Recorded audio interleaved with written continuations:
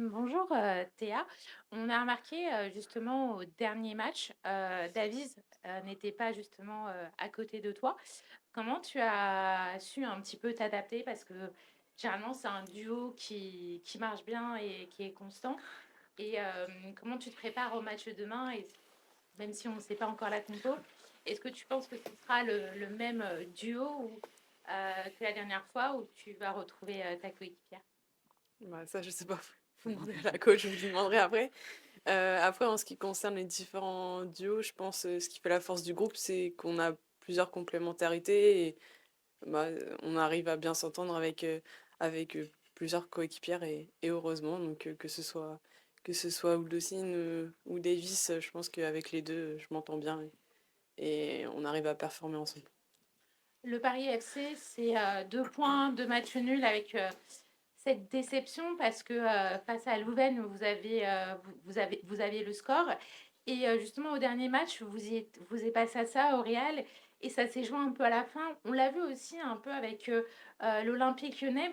Vous avez la maîtrise du match et c'est dans les dernières minutes que ça coince un petit peu. Est-ce que c'est la fatigue ou est-ce que c'est un relâchement en fin de match? Comment vous allez faire pour rester concentré justement demain de la première à la 90e minute? Bah, bon, vous avez cité trois matchs, donc entre Louvain, Olympique Lyonnais et le Real, je pense que pour le coup, c'était vraiment des scénarios différents à chaque fois. Après le match de Real, à chaud, il y avait beaucoup de frustration et forcément un peu de déception. Après, en prenant un peu de recul, on est fier de ce point et de ce match nul. Je pense qu'on a livré une belle performance. Euh, c'est le haut niveau. Le haut niveau, ça joue à des détails. Et oui, on se prend ce but à la dernière minute et on sait que voilà, il faut rester attentif et sérieux jusqu'à la fin. Et on apprend de ce match-là pour justement corriger les petites choses et faire que la prochaine fois, ça tourne en notre faveur. Et en termes de classement, est-ce que vous estimez que vous êtes là où vous pensiez être et vous jouez les barrages et non le top 4?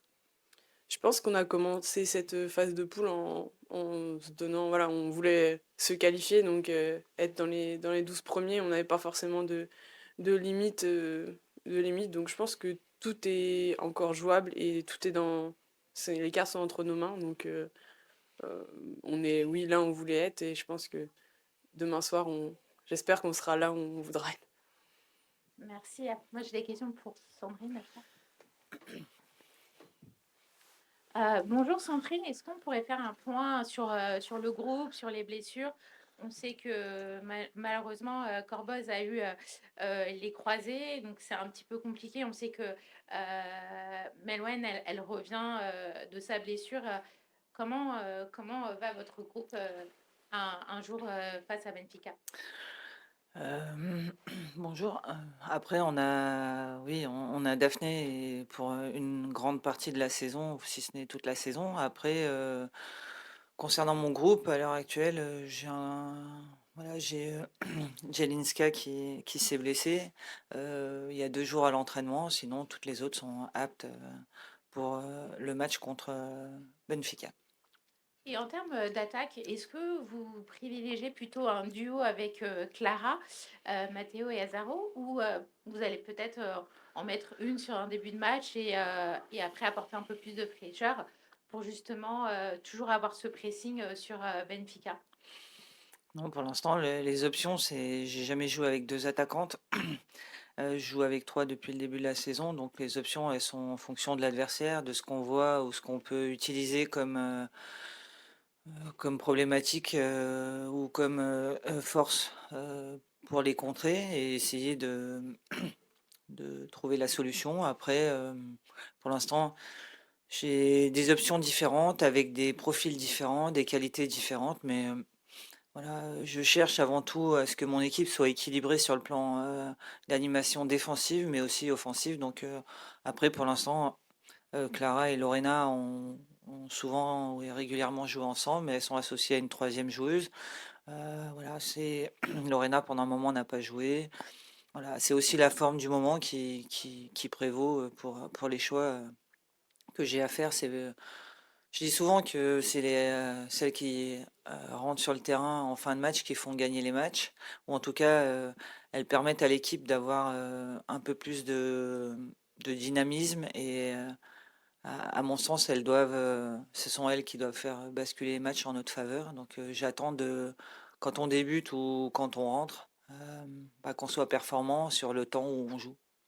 Et en termes de classement, est-ce que vous êtes vraiment là, même question que j'ai posée un peu plus tôt, est-ce que vous êtes là où vous pensiez être, ou vous espérez quand même avoir eu ce top 4? Non, le top 4, enfin, faut être très conscient. On joue pas pour le top 4. Euh, on n'a pas une équipe constituée pour jouer de la place 1 à la place 4. Notre objectif, c'était de se qualifier pour cette phase finale, et de deux, si on y allait, c'était d'espérer d'accrocher les barrages. Donc pour l'instant, c'est vrai que on est à peu près là où on voulait être. On a des adversaires, on a eu un tirage très très difficile. Donc on a eu des adversaires compliqués. On va jouer encore là, on vient de jouer Real, on a joué Chelsea, on va jouer Barcelone. C'est quand même trois équipes qui prétendent à être dans le top 4. Donc voilà, c'est dommage qu'on n'ait pas pris 3 points la semaine dernière. Mais je dirais que dans l'ensemble, on a 2 points. On a encore toutes les cartes en main pour le match de demain et concernant le match d'après. Donc on va déjà jouer celui de demain pour espérer récupérer, en tout cas prendre 3 points, et puis voir comment sur les 2 derniers matchs on peut appréhender ces deux oppositions. Mais voilà, l'objectif c'est que tout est focalisé pour que on ramène, en tout cas qu'on prenne les 3 points demain. Après, Benfica, je pense qu'ils ont aussi autant envie que nous, donc voilà, il va falloir trouver les leviers et les ressources pour battre cette équipe. Ce week-end, vous n'avez pas joué, c'était la coupe L2FP. Est-ce que c'est un avantage pour vous ou un petit peu un inconvénient de ne pas avoir gardé le rythme, sachant que derrière, vous allez enchaîner un autre match à faire les tirs? Après, c'est quand on se qualifie pour la Ligue des Champions, c'est un problème de riche. Là, on a l'avantage, c'est que la fédération a permis aux 3 équipes qui jouent la Ligue des Champions de souvent être au repos entre 2 matchs de Ligue des Champions. Pour moi, c'est un avantage parce que enchaîner 4 matchs ou 5 matchs consécutifs en 15 jours, c'est très compliqué et très complexe. Même si on avait construit aussi un peu le groupe avec cette perspective-là, mais voilà, ça demande beaucoup quand vous jouez en Ligue des Champions, et surtout quand vous retournez dans le championnat. Toutes les équipes sont prêtes en tout cas, à vous faire tomber, et il faut beaucoup d'énergie, notamment mentale. Il faut rapidement se refocaliser on va dire, sur des objectifs différents de la Ligue des Champions.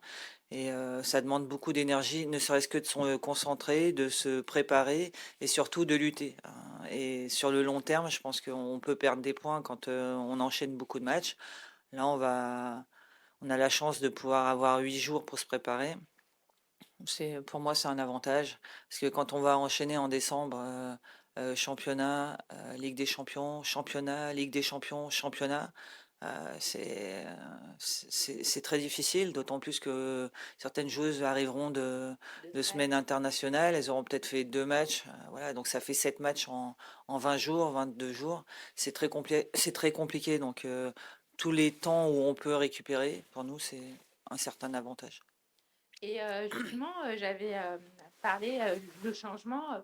Pourquoi la semaine dernière avoir changé justement votre défense centrale? Est-ce que c'était une façon aussi de un petit peu perturber l'adversaire sur quelque chose que vous avez l'habitude de faire tout au long de la saison, ou c'était pour un peu donner une autre chance à d'autres joueuses, prouver qu'elles peuvent aussi être capables en Ligue des Champions et pouvoir enchaîner les matchs?